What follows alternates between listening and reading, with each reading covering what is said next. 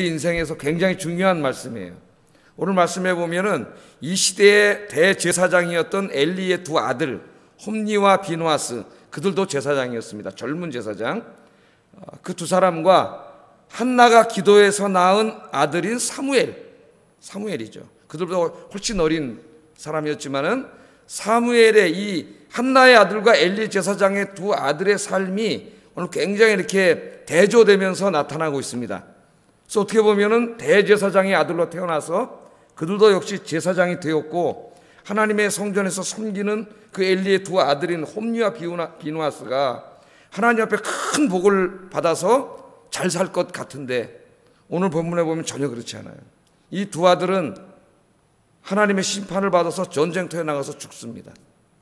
그리고 한나가 기도해서 낳은 아들인 사무엘은 하나님 앞에서 잘 자라서 하나님의 복을 받고 새로운 시대를 여는 선지자요, 또 사사요, 하나님께 쓰임받는 큰 일꾼으로 쓰임받게 되는데, 그 이 두 사람의 인생을 이렇게 극명하게 갈라놓은 그 핵심이 뭐냐, 이게 핵심이. 그 핵심이 바로 오늘 설교 제목이에요. 30절 하반절에 있는 말씀입니다. 나를 존중히 여기는 자를 내가 존중히 여기고, 나를 경멸하는 자를 하나님이 경멸한다 그랬어. 나를 존중히 여기는 자를 내가 존중히 여기고, 나를 경멸하는 자는 하나님이 경멸한다. 바로 이 말씀입니다. 한 사람은 하나님을 존중히 여기는 삶을 살았기 때문에 하나님의 복을 받았고, 한 사람은 하나님을 경멸하는 삶을 살았기 때문에 하나님의 심판을 받아 결국 젊은 나이에 죽습니다. 이 두 인생이 비교되면서 오늘 과연 우리가 어떻게 살아야 되느냐 하는 것을 우리에게 가르쳐줘요, 이 말씀이. 그래서 오늘 우리가 한번 좀 생각해 보겠습니다. 자, 먼저 당시 제사장이었던 엘리의 두 아들에 대해서 한번 살펴보겠어요. 13절 말씀을 보면은 엘리의 두 아들이 있었고, 그들이 이미 제사장이 되어서 아버지 밑에서 제사장 수업을 하면서 제사장 역할을 하고 있었습니다. 그런데 12절에 보면은 참 놀라운 말을 합니다. 제사장에 대해서 소개를 하는 말씀인데, 그들이 행실이 나빠 여호와를 알지 못하는 자라, 이렇게 평가를 하고 있어요. 누구에 대한 평가예요 지금 이게? 제사장의 아들이요 그 자신이 제사장인 사람들에 대한 평가입니다. 12절 한번 읽어보겠습니다. 시작. 그러니까 이 사람들은 행실이 나쁘고 행실이 불량하고 하나님도 알지 못하는 자들이라는 거예요. 이게 무슨 말이에요? 제사장이면은 모든 행실에 있어서 본이 되어야 되죠, 사람들에게. 또 하나님을 아는 부분에 있어서도 모든 사람보다 수준이 더 깊어야 되는데, 사무엘서 저자가 소개하기를 이 제사장인데 이 헬리의 아들들은 행실이 나쁘고 여호와를 알지 못하는 자들이었다. 그렇게 참 비극적인 이야기를 하고 있습니다. 우리가 여기서 여호와를 알지 못한다, 성경에 보면 하나님을 안다는 말이 많이 나와요. 그래서 이 주제로 설교할 때마다 제가 그 히브리 말에 안다는 의미가 뭐냐 하는 것에 대해서 여러 번 설교를 했습니다. 안다. 히브리 말에는 이 안다는 말이 헬라에서 안다는 말하고 좀 다르다 그랬죠. 헬라의 안다는 말, 그리스의 안다는 이야기는 내가 어떤 것을 많이 공부해서 그것에 대한 지식을 내가 많이 가지고 있는 것입니다. 그럴 때 우리가 안다 그래요. 이게 어떻게 보면 현대적인 의미죠. 우리도 어떤 사람 공부를 많이 해가지고 지식이 많고 그러면 저 사람 참 박식해, 많은 걸 알고 있어, 우리가 그렇게 이야기하잖아요. 그런데 이제 구약 성경에서 히브리적인 개념에서 안다고 할 때는 물론 그런 의미도 있지만 그건 두 번째 의미밖에 안 돼요. 더 중요한 의미는 관계론적인 의미라 그랬습니다. 관계론적인 의미. 그래서 서로를 안다고 얘기할 때 가장 잘 아는 사이가 부부 사이라고 얘기해요. 부부 사이 서로 알다. 같이 평생을 살아왔기 때문에 너무나 잘 알죠. 그러니까 이건 이때는 그 부부 사이의 어떤 지식에 서로를 잘 아는 어떤 정보를 많이 가지고 잘 안다는 개념이 아니라 관계론적인 개념이 되는 거예요. 평생 같이 살아왔기 때문에 누구보다도 잘하는 거죠. 누구보다도. 자, 예를 들어서 여러분들이 저에 대해서 어느 정도 알죠. 저도 여기서 한 20년 있었으니까 여러분이 뭐 저에 대해서 성격도 어느 정도 알고 성품도 알고 그렇지만은 또 여기저기 얘기도 들어서 잘못 알고 있는 것도 있어요. 잘못 알고 오해하는 것도 있지만은 그래도 어느 정도는 안다고 할 수가 있습니다. 근데 여러분이 나와 아는 부분에는 어느 정도 이제 같이 신앙생활 오래 해왔기 때문에 사실은 관계론적인 암도 좀 있어요. 그러나 저를 가장 잘 아는 사람은 누구예요? 저랑 같이 산 저 집사람이 저를 가장 잘 알겠죠. 30년 이상을 같이 살아왔기 때문에 그것도 목사를 하다 보니까 매일 같이 된 게 매일. 그래서 내가 그러잖아요. 당신하고 나의 부부인데 하여튼 이 세상의 부부 중에서 한평생 살다 가는 부부 중에서 제일 많은 시간을 같이 이렇게 맨날 붙어서 살다가 가는 부부는 우리밖에 없을 거다. 그런 얘기를 농담으로 합니다. 어떤 분은 이제 직장에 나가면은 8시간, 10시간 못 만나잖아요. 그죠? 또 어떤 분들은 또 직장이 멀어가지고 또 며칠째 못 만나는 분도 있고, 매일 만나니까 잘 알아요. 저희 집 사람이 저를 안다 그럴 때 안다는 말과 여러분이 저를 안다고 할 때 안다는 말은 좀 의미가 다를 수가 있습니다. 여러분이 저를 안다고 할 때는 어떤 좀 지식적인 것, 또 정보를 많이 얻어서 아는 그런 이성적이고 지성적인 알을 말한다면은, 우리 사람이 안다고 할 때는 그런 암도 있지만은 그냥 아는 거예요. 살아봤기 때문에. 하여튼 저에 대해서 모르는 게 어디 있겠어요. 낱낱이 다 알죠. 그래서 설교할 때 사실은 제일 부담되는 사람이 누구예요? 자기 부인이고, 그다음에 저기 앉아있는 딸내미, 저 친구도 한 30년 살았기 때문에 우리 아버지가 어떤 사람이 다 알아요. 왜냐하면 집에서는 격식 없이 살거든. 아버지가 그냥 막 말하고 그냥 막 다 하기 때문에 우리 또 딸내미가 그걸 다 얘기하면 여러분 시험 들어요. 다 알아. 이게 관계론적인 알미예요. 그래서 이제 이 먼저 여기 하나님을 알지 못했다는 말은 이 관계론적인 알미 없다는 겁니다. 그럼 놀라운 얘기예요. 제사장이기 때문에 당연히 하나님의 예배를 집전하기도 하고 기도를 하기도 하고 성경을 읽고 어떨 때 설교도 하고 있는 사람인데, 그렇다면 이 사람 누구보다도 하나님과의 더 깊은 영적인 교제가 있어야 되고 자기 삶 속에 하나님과 이거 관계론적인 알미 있어야 되는 거죠. 기도응답의 체험도 있고 예배하다 하나님의 은혜를 받은 체험도 있어야 되고, 그래서 단지 정보를 많이 아는 게 아니라 하나님에 대해서 정말 자기가 하나님을 만난 체험, 목회자에게 이게 있어야 되지 않겠습니까? 제가 설교를 할 때에도 그냥 이거 신학적으로 공부하고 주석을 공부하고 신학책을 많이 읽고, 뭐 제가 하여튼 좀 교만하게 말하면은 누구보다 좀 뒤지지 않게 책도 많이 읽고 공부도 많이 했어요. 신학에 대해서. 그러나 그것만 가지고는 신앙생활이 성립되지 않습니다. 그 지식도 중요하지만 더 중요한 거는 내가 여기 나서 설교하고 또 새벽에 나서 기도하면서 내 삶 속에 정말 하나님을 만나는 어떤 경험적이고 체험적이고 관계론적인 알미 중요하죠. 오늘 제가 설교를 할 때도 그런 게 없이 단지 여러분에게 정보만 제공하려고 쓴 사람이라면 저는 그냥 학교 선생님이나 뭐 학원 선생님이나 하고 별 차이가 없는 거죠. 근데 저는 제가 이 체험한 하나님, 연구해서 객관적으로 그 하나님에 대해서 아는 신학적인 내용을 바탕으로 하지만 그것만 있으면 안 되는 거죠. 더 깊은 건, 중요한 거는 내가 설교하는 이 하나님을 내가 만나고 체험하는 거예요. 당연히 알아야 됩니다. 하나님을. 그런 의미에서 하나님을 알아야 되죠. 그래야 그 말 한마디가 더 힘이 있고 영성이 있고 가슴에 와닿고 사람을 움직일 수가 있어요. 그런데 이 제사장들은 하나님을 알지 못한다 그랬어요. 그러니까 모두 형식적인 거예요. 예배를 인도하는데도 자기는 하나님 만난 적도 없어. 그냥 형식적으로 나와서 얼마든지 할 수 있거든요. 기도도 했지만 뭐 응답받은 체험도 없고, 실제로 하나님을 알지 못한다는 말은 신앙이 없다는 얘기예요. 신앙이. 하나님을 만나본 적이 없다는 얘기입니다. 이런 사람이 만약에 예배를 인도하면은 그 예배는 인간의 종교의식밖에 되지가 않아요. 거기 아무 역사도 일어나지 않습니다. 자, 그러나 이 말씀은 목사에게만 해당되는 게 아니라 여러분에게도 다 중요하게 해당되는 말씀이에요. 여러분들도 하나님을 알아야 됩니다. 하나님을 알지 못하는 자가 되면 안 돼요. 여러분의 기도 생활과 예배 생활, 성경 묵상하는 이런 삶들을 통해서 하나님을 만나야 되죠. 정말 하나님이 살아계시는구나. 하나님이 정말 역사하시는구나. 나 혼자가 아니라 하나님 내 인생에 함께 계시는구나. 내가 기도하면 응답하시는구나. 이런 체험과 경험이 있어야 돼요. 체험과 경험이. 그래서 여러분들도 남은 인생 동안에 하나님을 이런 관계론적으로 많이 정말 만나고 체험하는 여러분들 되시기를 주의 이름으로 축복합니다. 그러나 이제 이 알미 여기서 체험으로만 그치면 신비주의로 빠져가지고 이단으로 갈 확률도 있어요.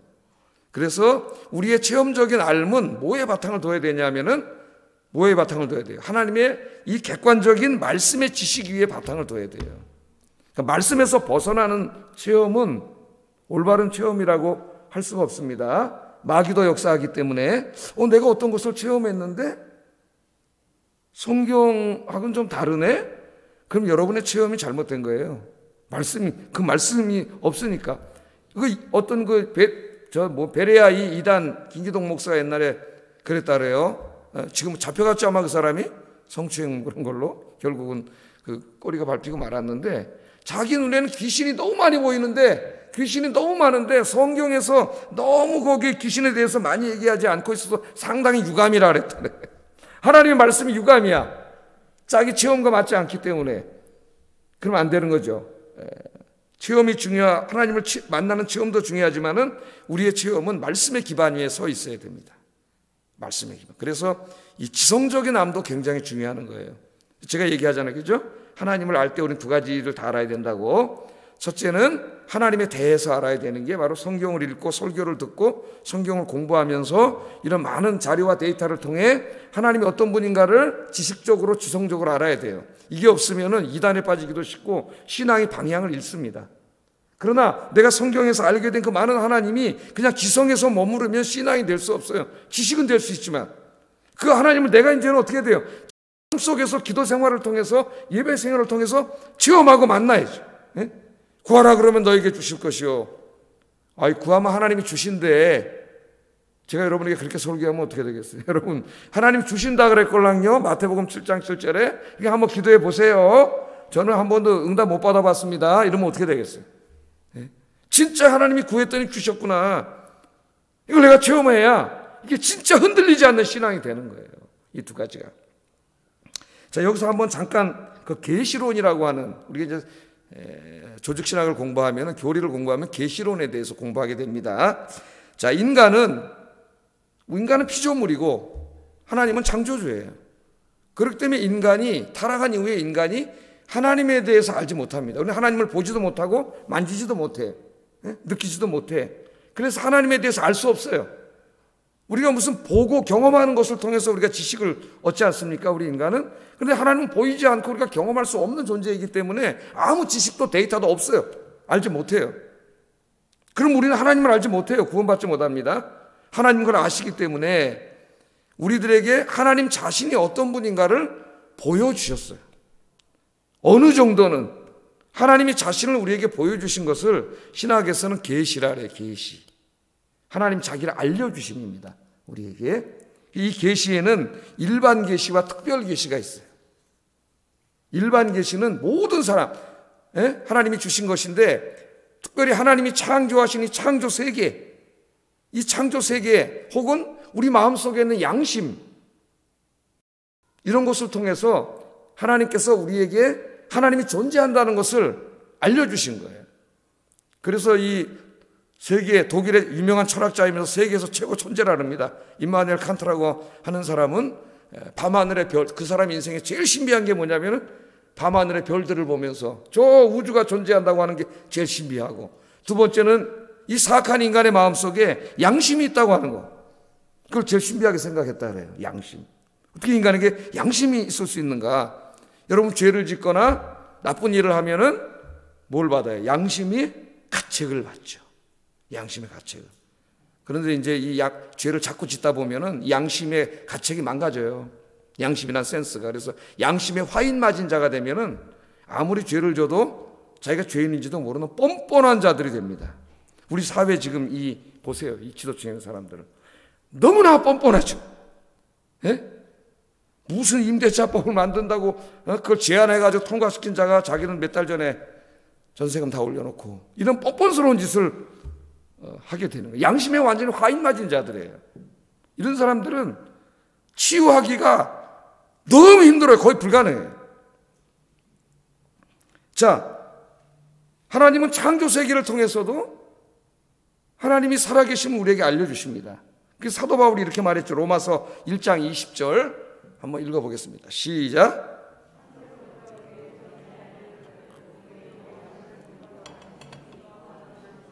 분명히 보여 알려졌나니 그러므로 그들이 핑계하지 못할지니라. 그러니까 여러분, 인간의 마음에 죄에 대한 죄책감이 있고, 안 믿는 사람도 굉장히 양심적인 사람이 있어요. 그것은, 그 양심은 인간의 내재에 있는 것이 아니에요. 하나님이 주신 거예요. 선물이에요. 그 양심마저 없다면 인간은 동물 사회가 되면 짐승 사회가 되죠. 또 하나는 창조 세계예요. 바울이 말하기를 뭐라 그러냐면은 창세로부터 그의 보이지 아니하는 것, 곧 하나님의 영원하신 창조주의 능력과 하나님의 신성이 어디에 나타났다고? 그가 만드신 만물 안에 다 나타난다 그랬어요. 그래서 정말 신앙이 있는 사람은 이런 만물을 통해서 하나님의 권능과 하나님의 신성을 만나게 돼요. 하나님 만나게 돼요. 그래서 봄에 나가서 꽃을 보면서 하나님의 은총을 느끼고 눈물을 흘리고 기도하고 그렇게 되는 거예요. 이게 진짜 영성이라 그랬지 않습니까? 그러나 하나님이 창조하신 이 창조세계는 인간이 타락한 이후에는 그냥 어렴풋이 이것을 보면서 누군가 만든 사람이 있을 거야. 만들지 않고는 이게 어떻게 존재하겠어요? 만드신 분이 있을 거야. 그렇게 막연한 지식은 가질 수 있지만 그분이 여호와 하나님이라는 것은 거기까지는 알 수 없어요. 타락한 이후에는.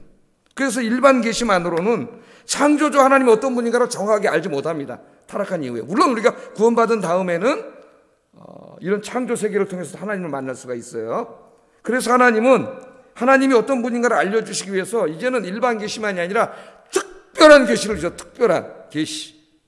그 특별한 계시의 대표적인 게 신구약 성경 말씀이에요. 또 하나님이신 그분이 인간의 몸을 입고 이 땅에 찾아오신 예수 그리스도. 그래서 예수님 뭐라 했어요? 나를 본 자는 아버지를 보았다. 그래서 우리는 예수님이 이 땅에 오셔서 살아가신 모습을 우리가 보면서 하나님이 어떤 분인가를 우리가 알 수가 있습니다. 그러나 우리가 이제 그 예수님의 삶도 성경에 다 기록되어 있어요. 그래서 하나님이 어떤 분인가를 알려주는 그 정보들을 하나님 우리에게 다 주신 책이 성경이에요. 성경. 그래서 성경 66권에 보면 하나님에 대한 이야기예요. 하나님에 대한 이야기. 그 중에서도 성경 66권에서 많은 말씀들이 있잖아요. 그 중에서도 하나님이 어떤 분인가만을 성경을 찾아내가지고 이걸 다 이렇게 순서대로 논리적으로 쫙 이렇게 정리해 놓은 학문을 우리가 이제 신학계 가면 신론이라 그래요. 신론. 하나님에 대한 학문이에요. 그래서 하나님이 어떤 분인가를 공부해요. 하나님이 어떤 분인가를. 그러므로 여러분, 하나님이 어떤 분인가를 알려면 어떻게 해야 돼요? 성경, 하나님이 자신이 어떤 분인가를 알려준 성경 말씀을 묵상하지 않고는 하나님이 어떤 분인지 알 수 없습니다. 그냥 어떤 사람은 신앙생활 하면서 나 하나님을 다 알아. 그냥 조금 알 뿐이에요. 조금 알 뿐이에요. 그래서 우리는 이 땅에 사는 동안 늘 성경 말씀을 묵상하고 또 이렇게 설교를 들어야 돼요. 목사들이 이제 가르치는데 저는 주로 이제 강해 설교를 많이 합니다. 또 요즘은 여러분 핸드폰에다 하나씩 착착착착착 넣어주잖아요. 이 말씀을 늘 묵상하면서 공부하면은 하나님이 어떤 분인가를 지성적으로 알게 돼요. 하나님이 누구인가를 알아야 되고 하나님 뜻을 알아야 내가 하나님이 기뻐하시는 삶을 살 수가 있고 바른 신앙생활을 할 수가 있어요. 그런데 이 제사장들은 지금 그걸 모르는 거예요. 예? 오늘날도 많은 사람들이 교회만 왔다 갔다 하지 진짜 하나님 말씀은 잘 몰라요. 잘 몰라. 여러분들은 하나님 말씀을 잘 아시는 여러분 되길 주의 이름으로 축복합니다. 그래서 사도 바울도 자기의 그 제자죠. 제자. 아들과 같은 제자인 젊은 목회자 디모데에게 또 그 디모데서를 함께 읽을 에베소 교인들에게 이렇게 말을 했어요. 디모데전서 5장 13절 읽어보겠습니다. 시작. 전념하라. 여기 보면 내가 이를 때까지 읽는 것에 전념하라. 읽는 것. 저는 이제 거기에 큰 감동을 받았습니다. 읽는 것. 읽는 것. 그게 뭐예요? 공부하는 거죠. 하나님의 말씀을 제일 중요한 거는 하나님의 말씀을 읽는 거예요. 목사들도. 신학책만 읽는 게 아니라 하나님의 말씀을 읽고 성경을 읽고 성경은 2000년 전에 히브리어, 아람어, 헬라어로 쓰여졌고 우리가 전혀 다른 문화 속에서 쓰여졌기 때문에 목사를 할지라도 그냥 성경만 읽어서는 다 이해할 수 없습니다. 그러면 그 언어를 공부해야 되고 그 시대의 문화와 역사와 문법과 또 거기에 대해서 연구를 한 많은 주석들과 신학 서적들을 끊임없이 공부해야 돼. 목사 게으르면 안 되지. 읽는 일을 중단하면은 맨날 똑같은 얘기밖에 할 게 없어요. 늘 새롭게 신학 연구는 계속해서 새로운 연구 결과물들이 계속 나오고 새로운 주석들도 계속 나옵니다. 평생 동안 목사는 읽는 일, 하나님 말씀을 더 깨닫고 하나님이 어떤 분인가를 알아가는 일에 힘써야 성도들을 잘 목양할 수가 있겠죠. 뿐만 아니라 성도님들도 자기 자신의 성경 묵상과 또 설교와 성경 공부를 통해서 하나님을 알고 하나님을 더 깊이 알아야 됩니다. 그리고 그렇게 알게 된 하나님을 삶 속에서 만나고 체험하고 그럴 때 그게 진짜 신앙이 되는 거예요. 진짜 신앙. 그런 사람은 흔들리지 않습니다. 우리 아이언교회 성도들이 이 하나님 말씀을 알지 못하였다고 하는 이 치욕적인 책망을 듣는 사람이 아니라 하나님 말씀을 아는 여러분 되기를, 또 하나님을 아는 여러분 되기를 주의 이름으로 축복합니다. 히브리서 6장에 보면은 하나님께서 책망을 하시잖아요. 교회는 오래 다녔다고 하는 사람들인데 하나님 말씀을 너무 몰라요. 하나님에 대해서 너무 몰라. 그래서 뭐라 그랬어요? 너희가 지금 교회 다닌 지 얼마나 됐는데 아직도 기독교의 초보밖에 알지 못하느냐.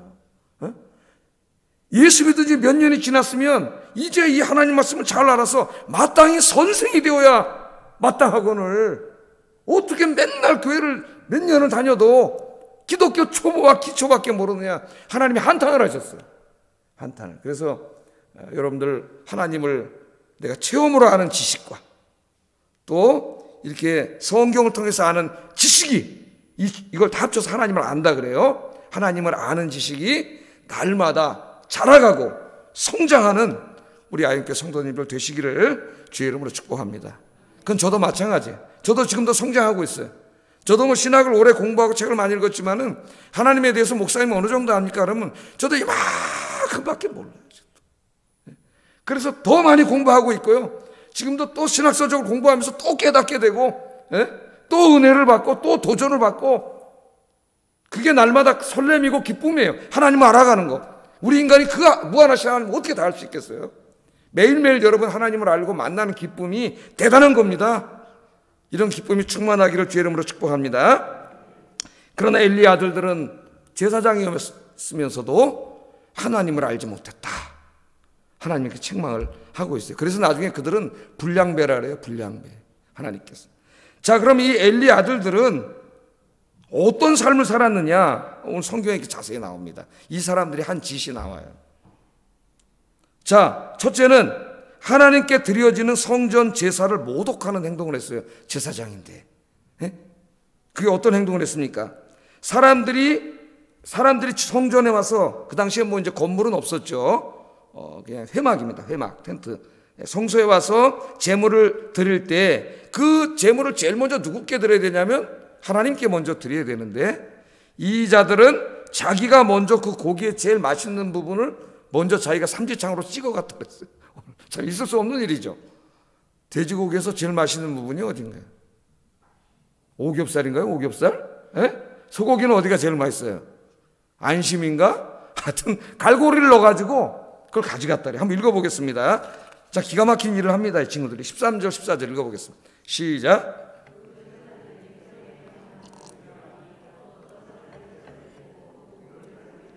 제사장의 사환이 손에 3살 갈고리를 가지고 와서 그것으로 냄비에나 솥에서 큰 솥에나 가마에 찔러 넣어 갈고리에 걸려 나오는 것은 제사장이 자기 것으로 가지되 실로에서 그곳에 온 모든 이스라엘 사람들에게 이같이 할 뿐 아니라, 가져오는 것마다 좋은 거 다 찍어가지고 지들이 가져가는 거예요. 하나님을 믿는 사람은 이렇게 할 수가 없는 거죠.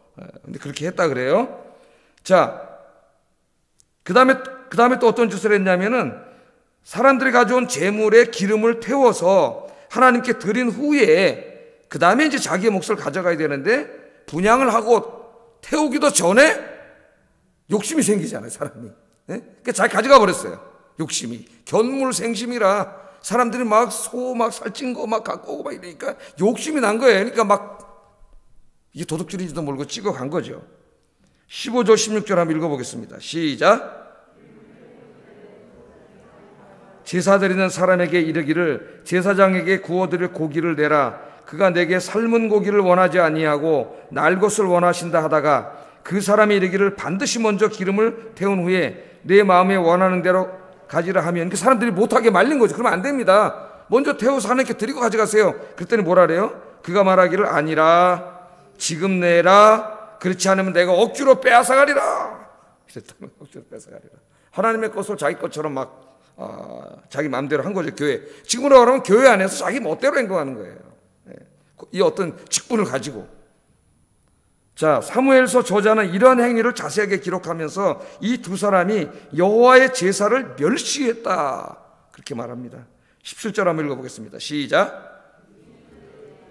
심히 금은 그들이 여호와의 제사를 멸시하였습니다. 그렇게 함으로 지금으로 말하면 교회를 엉망진창으로 만들어 놓은 거예요. 자, 하나님께 드리는 예배를 멸시하는 자는 하나님께서 그 인생을 멸시하신다는 걸 알아야 됩니다. 또한 이 두 사람은 성전에서 도저히 할 수 없는 일들을 행해버렸는데 성전에서 봉사하는 여인들을 겁탈하는 일까지 이 제사장들이 했습니다. 오늘도 이런 일들이 교회에서 종종 벌어지고 있어요. 22절 한번 읽어보겠습니다. 시작.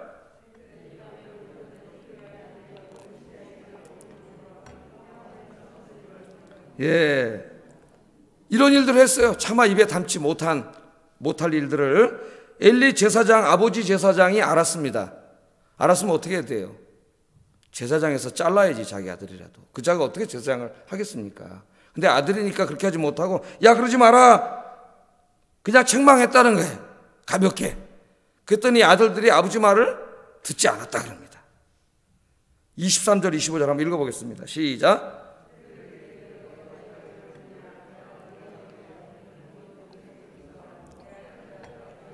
내게 들리는 소문이 좋지 아니하니라. 너희가 여호와의 백성으로 범죄하게 하는도다.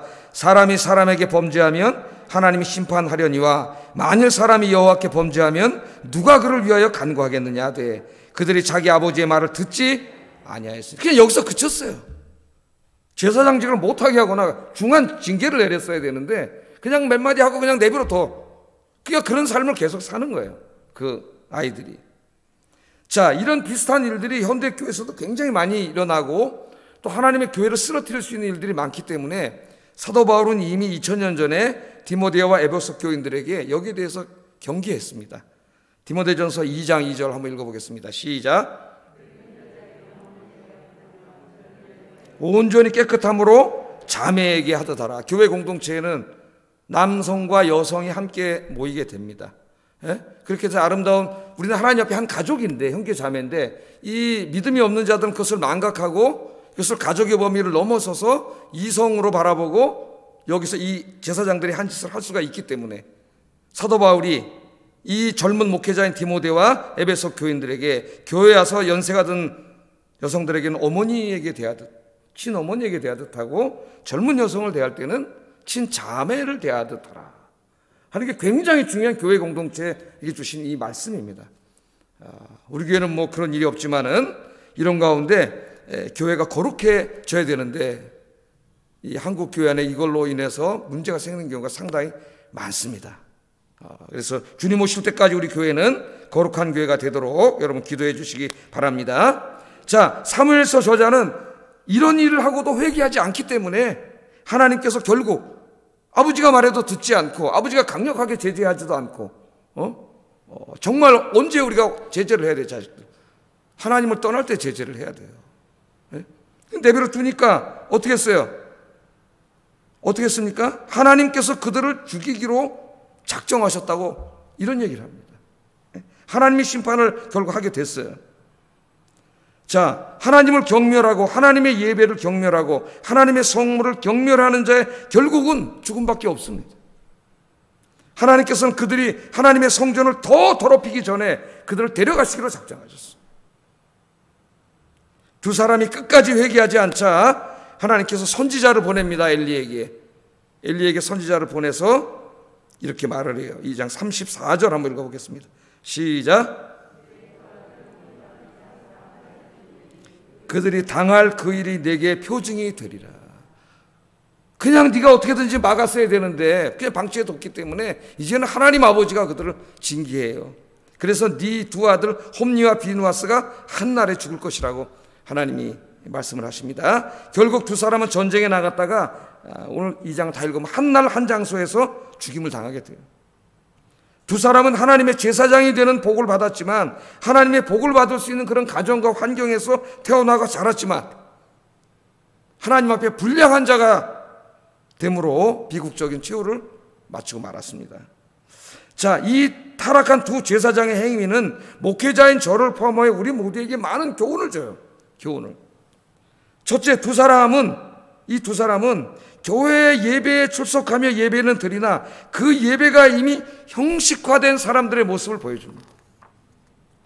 하나님께서 뭐라 그랬어요? 교회에 와서 내 성전 뜰만 밟고 가는 자가 되지 마라 그랬어요. 이게 가장 불행한 모습 아니에요? 하나님의 교회에는 하나님이 영광 중에 임재해 계시기 때문에 예배에 왔을 때 말씀을 듣고 찬송을 부르고 기도를 하면서 하나님을 만나는 체험이 있어야 되는데 그냥 왔다 갔다 딴 생각하다 졸다가 맨날 이렇게 그냥 왔다 갔다 가버리는 거예요. 그 예배의 모든 것에 예배의 감격과 모든 걸 잃어버린 거예요. 형식화된 예배.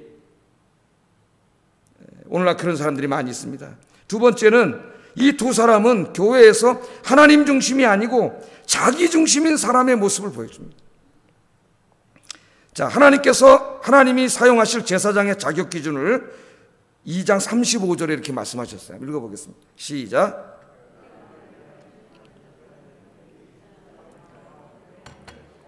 내가 그를 위하여 견고한 집을 세우리니 그가 나의 기름 부음을 받은 자 앞에서 영구히 행하리라. 아멘. 여러분, 내가 나를 위하여 충실한 제사장을 일으키리니 그 사람은 내 마음, 여기 내는 다 누굽니까? 하나님이시죠. 하나님의 마음, 하나님의 뜻대로 행할 것이니라. 하나님은 하나님의 마음을 알고 하나님의 뜻대로 행하는 자를 세우시고 복을 주세요. 내가 그를 위하여, 그런 사람은 견고한 집을 세우고 기름을 부어 영구히 쓰시겠다, 복을 주시겠다고 하나님께서 말씀하십니다. 그러므로 우리는 늘 교회에 와서 누구의 마음을 헤아려야 돼요? 하나님의 마음을 헤아리고 하나님의 뜻을 찾고 하나님께 순종해야 돼요. 우린 교회에서 마음대로 행동하면 안 됩니다. 내 마음대로 섬기는 것이 아니에요. 우리는 예배를 드릴 때나 섬길 때나 무슨 일을 할 때나 항상 하나님의 뜻을 행하는 자가 돼야 돼요. 여러분들이 그렇게 되기를 주의 이름으로 축복합니다. 요한 3서라는 말씀이 있죠. 요한 3서는 하나님의 교회에 다니는 직분자들이 하나님의 교회를 어떻게 섬겨야 되는가를 가르치는 제일 짧은 성경이에요. 한 장 중에서 아주 짧은 성경인데 여기에 보면 두 사람의 장로가 나옵니다. 이 요한 3서라는 서신이 보내진 교회를 섬기고 있던 두 사람의 장로가 나와요.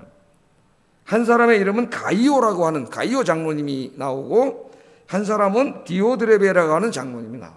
이 두 사람이 나오는데 가이오는 하나님 앞에 굉장히 칭찬을 받고 디오드레베는 책망을 받습니다. 책망을. 자, 한번 보겠어요. 하나님께서는 신실한 장로, 교회를 정말 하나님의 마음과 뜻을 알아서 그 하나님의 뜻대로 섬긴 신실한 장로인 가이오에게 이렇게 말씀을 합니다. 1절 2절에 한번 읽어보겠습니다. 시작.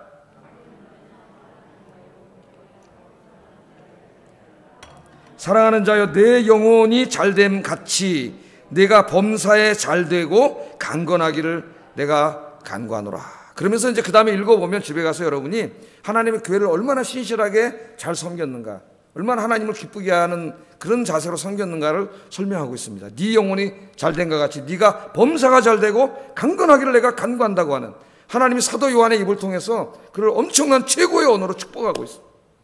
여러분들이 이 가이오같이 섬기시기를 바랍니다. 그런데 이 디오드레베 장로는 크게 책망을 받아요. 똑같이 장로로 섬겼는데 한 교회. 9절 10절 읽어보겠습니다. 시작. 으뜸되기를 좋아하는 디오드레베가 우리를 맞아들이지 아니하니 그러므로 내가 가면 그 행한 일을 잊지 아니하리라. 그가 악한 말로 우리를 비방하고도 오히려 부족하여 형제들을 맞아들이지도 아니하고 맞아들이고자 하는 자를 금하여 교회에서 내쫓는도다. 그러니까 이 사람들이 이런 못된 짓을 하는데 이 사람의 큰 병이 뭐예요? 으뜸되기를 좋아하는 병이에요. 으뜸되기. 자기가 교회 주인이고 하나님처럼 자기 마음대로 다. 그래서 이 목회자인 사도 요한도 못 오게 하고 사도 요한을 존경하는 사람들 교회에서 내쫓고 막 교회를 자기 마음대로 좌지우지하고 전행하는 이런 행동을 하게 된 거예요. 이 모든 병의 근거에 교만이 있습니다. 으뜸되기를 좋아하는. 으뜸되기를 좋아하는 병이에요. 이 조심해야 돼요. 우리가 초기 예수 맨 처음에 믿고 이제 얼마 안 됐을 때는 다 겸손하게 섬깁니다. 그러다 이제 직분을 받고 어떤 포지션이 생기고 교회에서 그런 위치가 되면 교만해져요. 그래서 내 마음대로 하고 싶어져요. 내 생각, 내 뜻대로 막 좌지우지하고 싶고 그렇지 않으면 화가 나고 그럼 이 디오드레베처럼 됩니다. 그래서 우리가 하나님의 교회를 섬길 때에는 항상 하나님 뭐라 그랬어요? 나의 마음, 나의 뜻을 구하는 자. 하나님 그 사람을 기뻐하세요. 이 말씀을 하면서 요한 3서 11절에 이 교회 성도들에게 이렇게 하나님 말씀하십니다. 읽어보겠습니다. 시작. 선한 것을 본받으라. 선을 행하는 자는 하나님께 속하고 악을 행하는 자는 하나님을 배웁지 못하였느니라. 그러니까 성도들이 누구를 본받으라는, 교회 안에서 정말 신실하게 하나님을 잘 섬기는 그런 가이오 장로님 같은 사람을 본받으라는 거예요. 존경하고 그런 사람이 되도록 노력하라는 거예요. 그래서 우리 이 수요예배 오신 여러분들은 다 가이오 장로님처럼 하나님의 교회를 신실하게 섬기고 하나님의 마음을 기쁘게 하는 우리 모두가 되기를 주의 이름으로 축복합니다. 그 다음에 세 번째로 이 두 사람은 하나님의 것을 자기 마음대로 사용하는 사람의 모습을 보여줘요. 자, 이 말씀은 우선 개인에게 적용할 수 있습니다. 하나님의 것을 막 자기가 가져가잖아요. 자기 것처럼. 그럼 개인에게 적용하면 우리의 수입은 다 하나님의 것입니다. 그런데 그 중에서 특별히 하나님 뭐라 그랬어요? 우리 필요한 건 쓰고 10분의 1을 하나님을 위하여 구별해 놓으라 그랬어요. 10분의 1은 누구 거예요? 하나님 거예요. 하나님 거. 내 게 아니에요. 10분의 1을 자기가 쓰면 그건 하나님 거 쓴 거기 때문에 도둑놈이라 그랬어요. 하나님 도둑놈. 그 유명한 말라기 3장 8절 9절에 한번 읽어보겠습니다. 시작.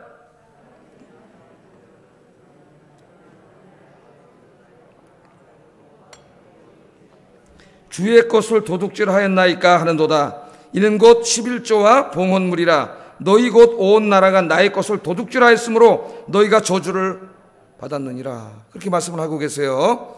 그래서 하나님 10분의 1은 따로 떼어놓고 그건 내 거 아니에요. 하나님의 거예요. 그러니까 이 사람들이 성전에 가서 사람들이 가지고 온 헌물을 막 지 것처럼 먼저 가져간 것이나 내가 개인적으로 하나님이 나에게 주셨는데 10분의 1은 하나님 거 떼어놔야 되죠. 먼저 떼어놔야 되죠. 먼저 안 떼어놓고 이건 지들이 가져갔잖아요. 그건 다를 게 없어요. 그래서 10분의 1을 항상 수입에 먼저 떼어놓고 그걸 하나님께 드림으로써 그 비용이 이 하나님을 예배하고 교육하고 전도하고 하는 이곳에 쓰여지도록 하나님이 그렇게 하셨어요. 그렇게 했을 때에 하나님 민족에게 복을 주신다고 약속을 하셨습니다. 또 한 가지는 교회에 적용할 수 있는데 교회에 하나님께 드려진 예물들은 하나님의 것이에요. 거룩한 것입니다. 그 누구도 마음대로 쓸 수 없어요. 하나님의 뜻에 합당하게 사용되어져야 합니다. 그래서 하나님은 교회법을 다 만드시고 그런 것들을 교회 당회원을 세우고 또 안수집사님도 세우고 권사님도 세우고 그래서 어떻게 하게 하셨어요? 1년 예산을 다 짜게 하시고 또 그 짠 예산 소위원회에서 다 점검을 하게 하시고 그 마지막을 성도들이 모두 모인 곳, 세례받은 성도들이 모두 모인 곳에서 추인받도록 하셨어요. 그런 과정을 통해서 예산이 설정되게 하고 그 예산을 집행하도록 하나님의 것이잖아요. 그럼 이제 우리 교회 예산 누가 집행해? 각 기관의 위원장님들, 장로님들이 다 사인을 하죠. 또 그 밑에 이제 안수집사님들이 다 부장님들이 있어서 부장님도 사인을 합니다. 예? 교회에서는 사인을 하는 사람이 있고 목사 중에서 사인하는 사람은 담임 목사밖에 없어요. 최종적으로는 제가 사인을 해요. 주일날마다 재정서 이만큼씩 가지고 와요. 갖고서. 그럼 내가 다 확인하면서 이제 사인을 하면 담임 목사의 사인이 있으면 이제 그게 최종 결제가 된 거예요. 담임 목사가 사인을 한다고 공동회에 없는 내용을 막 사인하면 그것도 불법이에요. 공동회에서 추인한 것을 사인해야 되고 그렇지 않을 때는 당회에서 다시 양해를 구하고 다시 그것을 뭐 예비비라든가 이렇게 설정을 해야 됩니다. 그러니까 내가 왜 이 얘기를 하냐면은 하나님께 드려진 헌금은 거룩한 예물이기 때문에 그 누구도 낭비하거나 함부로 쓰거나 그렇게 하면 안 된다는 거예요. 그래서 이 헌금을 우리가 잘 관리해서 정말 하나님 기뻐하시는 일에 뭐 우리가 잘 그렇게 하고 있지만 앞으로도 더욱더 그렇게 쓰여질 수 있기를 주의 이름으로 축복합니다. 네. 자, 이처럼 엘리의 두 아들은 이 망하는 길을 가버렸어요. 망하는 길. 그런데 이제 이 두 사람과는 대조되는 한 사람이 소개됩니다. 그 사람이 누구예요? 사무엘이에요. 사무엘은 우리가 이제까지 공부해왔죠. 아이를 낳지 못하는 불임 여인이 두 번째 부인 때문에 너무 힘들고 고통스러워서 하나님 앞에서 눈물로 기도하여 낳은 자식이 사무엘입니다. 그래서 하나님에게 언약한 대로 어려서 젖을 떼고 성전에 데려다 놓고 얼마나 보고 싶었겠어요. 그런데 그냥 과감히 떼어다 놓고 하나님 전에서 자라게 해서 키우고 있었던 것이 사무엘이에요. 자, 이 엘리의 두 아들 홈니와 비누아스와 사무엘의 삶은 이 2장 오늘 우리가 읽은 본문 안에서 극명하게 대조됩니다. 한번 11절 읽어보겠습니다. 시작. 이 엘리의 두 아들이 망령된 행동을 하고 있을 때 사무엘은 엘리 제사장 앞에서 여호와를 바르게 섬겼다고 이야기해요. 18절 읽어보겠습니다. 사무엘은 어렸을 때 세마포 에봇을 입고 여호와 앞에서 섬겼더라. 또 엄마가 세마포 옷을 가져다 만들어다 줬어요. 에봇을. 그래서 그것을 입고 여호와 앞에 섬겼더라.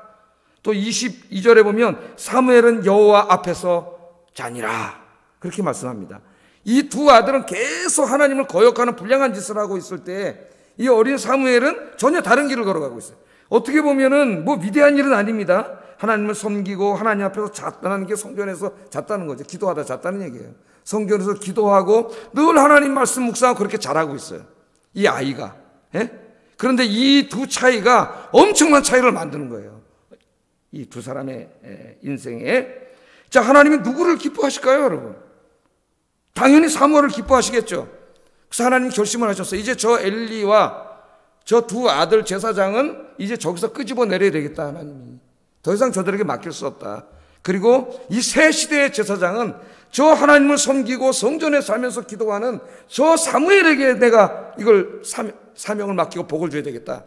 하나님 그렇게 결정을 하신 거예요. 촛대로 옮긴 거예요, 하나님이. 여러분 이제 사무엘을 계속 읽다 보면은 맨 처음에 이스라엘 왕은 사울 왕이었습니다. 사울 왕도 맨 처음 굉장히 겸손했죠. 그러다 나중에 왕이 되고 권력이 세지니까 교만해졌어요. 하나님의 말씀에 불순종합니다. 사무엘이 가서 말해도 지 멋대로 행동을 해요. 그게 나중에 하나님이 사무엘을 왕으로 세운 걸 후회한다 그랬어요. 물론 그 후회는 하나님 후회가 없으신 분이기 때문에 우리처럼 뭐 후회했다는 그런 말은 아니에요. 그 당시 하나님의 마음을 우리가 이해할 수 있는 마음으로 이렇게 표현한 거예요. 그걸 이제 신인 동형적 표현이라 그래요. 성경이나 하나님이 진짜 뭐 세워놓고 작정했다고 후회하고 그러면 안 되죠. 하나님께서 그 정도예요. 그래서 하나님이 그 왕권을 사울에게서 빼앗아서 그 어렸을 때부터 양을 치면서 기도하고 찬송하고 하나님을 섬기며 자랐던 다윗에게로 옮겨줍니다. 그래서 다윗이 왕이 되는 거예요, 여러분. 우리가 이걸 잘 알아야 돼요. 여러분 그 요한계시록에 보면 에베소 교회가 나오잖아요. 에베소서 2장 4절로 좀 한번 읽어보겠습니다. 시작.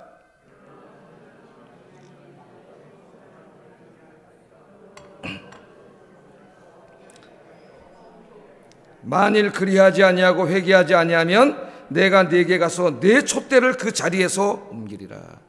이 에베소 교인들에게, 에베소 교회는 대단히 유명한 교회죠. 거기는 바울이 3년 동안 머물면서 가르쳤던 교회고, 또 나중에 바울이 그 디모데가 또 가르쳤던 교회고, 거기 또 디모데 전서가 보내줬던 교회고, 나중에는 사도 요한이 또 목회했던 정말 대단한 분들을 와서 목회했던 교회. 그래서 굉장히 훌륭한 교회였는데 나중에 이제 시간이 지르고 요한계시록을 쓸 때인 AD 90년 후반이 오면은 이 교회가 이제 타락합니다. 그래서 그 뜨거웠던 첫사랑을 다 잃어버렸어요. 예? 하나님을 향해서 불탔던 그 마음을 다 잊어버리고 형식만 남은 교회가 됐어요. 그런 교회가 많죠. 형식만 남은 거예요. 그랬더니 하나님 뭐라 그러셨어요? 네 첫사랑을 회복하라 그랬어요. 그걸 회복하지 않으면, 그 네가 뜨거웠던 그 신앙을 회복하지 않으면 너에게 맡겼던 촛대를 옮긴다 그랬어요. 촛대를 옮겨요. 하나님이 옮깁니다. 교회도. 이 교회를 쓰시려고 하나님 복을 주셨는데 그 교회가 하나님이 바르게 서지 못하면 하나님이 그 촛대를 옮기세요. 다른 곳으로. 우리는 지금 우리 한국 근세 교회 역사에서 이런 것들을 계속 목도하고 있습니다. 하나님이 옮기세요. 또 라오디게아 교회 성도들에게도 같은 말씀을 하셨어요. 15절 19절 한번 읽어보겠습니다. 계시록 3장 15절 19절 시작. 내가 차든지 뜨겁든지 하기를 원하노라. 내가 이같이 미지근하여 뜨겁지도 아니하고 차지도 아니하니 내 입에서 너를 토하여 버리리라. 거짓말 읽겠습니다. 토하여 버리리라. 하나님이 토하여 버린다 그랬어요. 뜨겁지도 않고 차지도 않고 미지근 털털. 예? 하나님이 토하여 버린다 그랬어요. 하나님 내친다는 말이에요. 하나님께서 이제 우리 교회를 올해 세우신 지가 89주년 됐는데 어려운 시기도 많이 지나고 또 지금도 어려운 시기를 맞이하고 있습니다. 뭐 교회 대내외적으로 제가 다 얘기하지 않아도 여러분들이 잘 알고 계시죠. 그래서 우리 아이언교회가 주님 오실 때까지 이제 하나님 기뻐하시는 교회가 돼야 되고 쓰임받는 교회가 돼야 됩니다. 지금 매 새벽에 그걸 위해서 기도하고 있어요.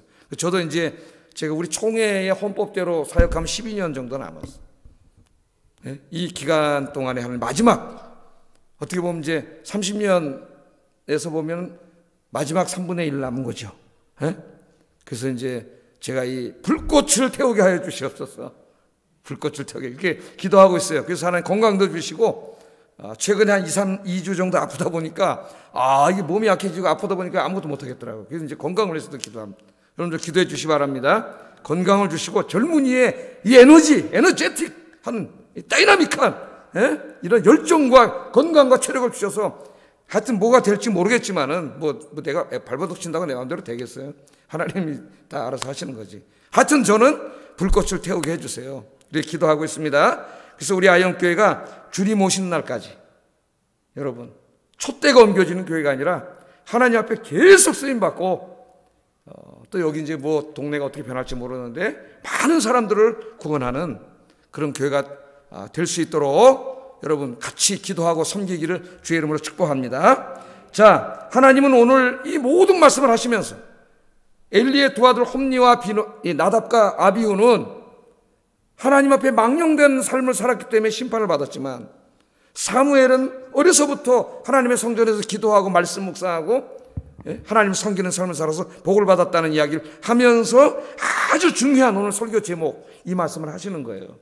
30절 하반절 한번 읽어보겠습니다. 시작. 내가 존중히 여기고 나를 멸시하는 자를 내가 경멸하리라. 잊지 마시기 바랍니다. 여러분 자녀들에게도 이 말씀을 꼭 가르치세요.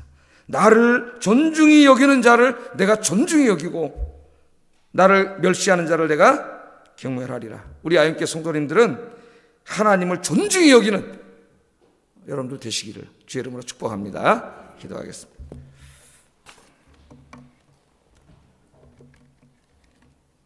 자, 첫 번째 우리 오늘 제가 많이 설교한 부분이 하나님의 말씀을 읽고 듣는 일에 힘쓰므로, 또 기도와 예배에 힘쓰므로 하나님을 더 깊이 만나고 하나님을 깊이 알아가는 삶이 되게 해주세요. 이 신앙생활이 제일 중요해요, 여러분. 하나님과 깊은 만남과 암. 그 두 번째는 하나님을 내 삶에서 가장 존중히 여기는 삶을 살게 하시고, 그래서 하나님께 가장 존중이 받는 축복의 인생이 되게 해주세요. 같이 기도하겠습니다.